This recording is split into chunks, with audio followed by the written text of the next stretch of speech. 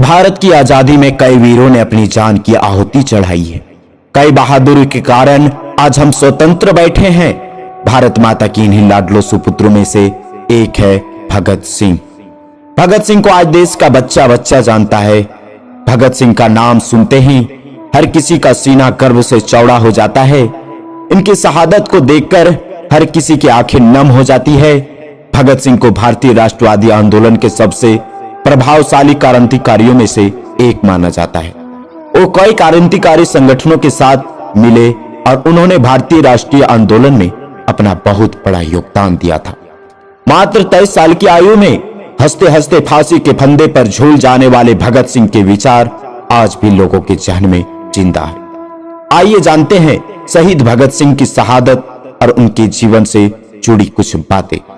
महान क्रांतिकारी भगत सिंह का जन्म 27 सितंबर 1907 को लालपुर जिले के बंगा में हुआ था। यह हिस्सा आज पाकिस्तान में है। भगत सिंह का पैतृक गांव कटकड़ कला है जो पंजाब भारत में है। भगत सिंह का जब जन्म हुआ तो उनके पिता और चाचा जेल में थे।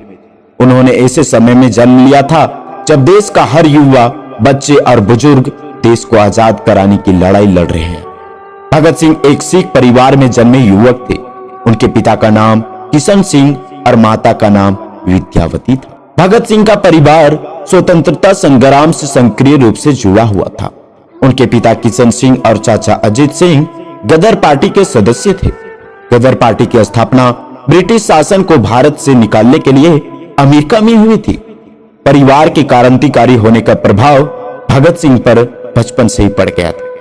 उनकी नसों में देशभक्ति की भावना कूट कूट कर बचपन में ही भर गई थी, जिसके बाद रही सही कसर 1916 में लाहौर के डीए विद्यालय में पढ़ते समय लाला लाजपत राय और रास बिहारी बोस ने पूरी कर दी। उन्होंने युवा भगत सिंह के जीवन पर गहरा असर डाला। उस समय पंजाब में जालियांवाला बाग हत्याकांड को लेकर माहौल गर्म था।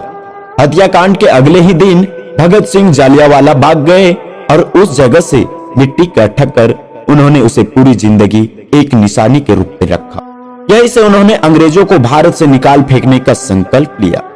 इसके बाद 1921 में जब महात्मा गांधी ने ब्रिटिश शासन के खिलाफ असहयोग आंदोलन का आह्वान किया, तब भगत सिंह अपनी पढ़ाई छोड़ आंदोलन में सक्रिय हो गए।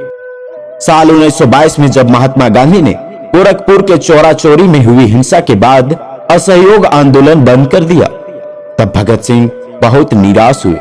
इसकी वजह से अहिंसा के प्रति उनका विश्वास कमजोर हो गया और उन्होंने उग्र होकर कार्य करने का फैसला किया।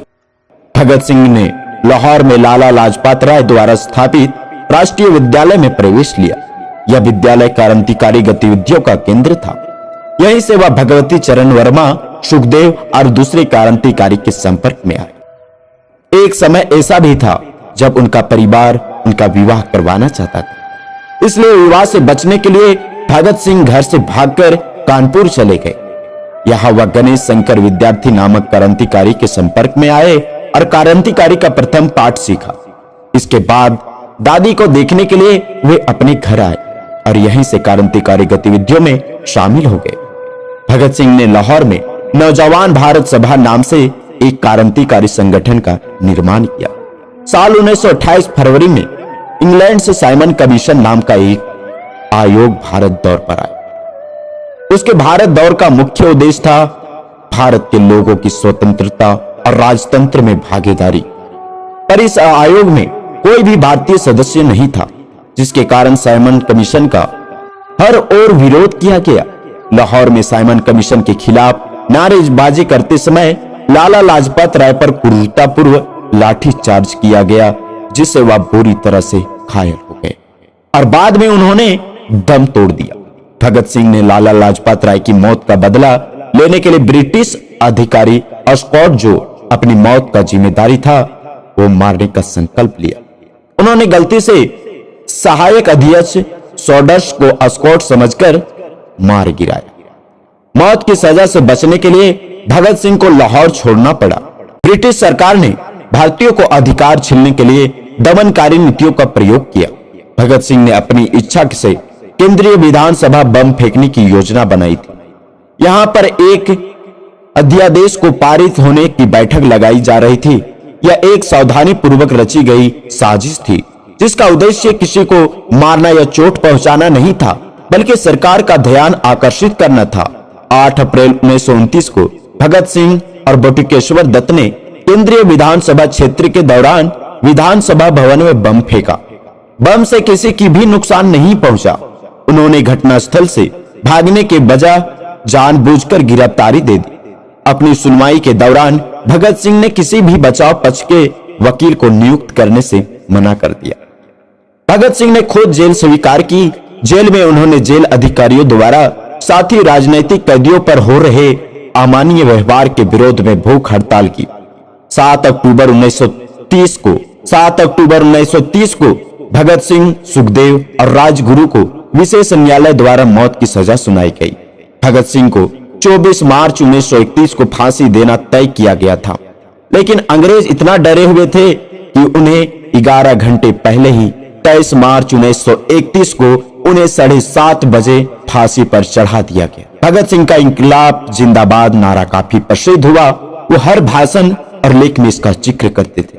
भगत सिंह का इंकलाब जिंदाबाद नारा काफी प्रसिद्ध हुआ। वो हर भाषण और लेख में उसका जिक्र करते थे। भगत सिंह एक अच्छे वक्ता, पाठक व लेखक भी थे। उन्होंने कई पत्र पत्रिकाओं के लिए लिखा व संपादक भी किया।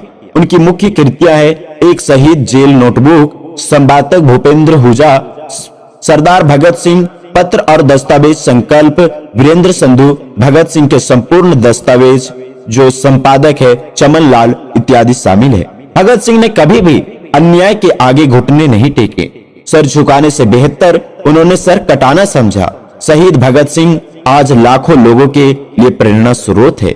उनका संपूर्ण जीवन प्रेरक, मोटिवेट करने वाला है। भारत माँ के इस सुपुत्र को सत सत नमन।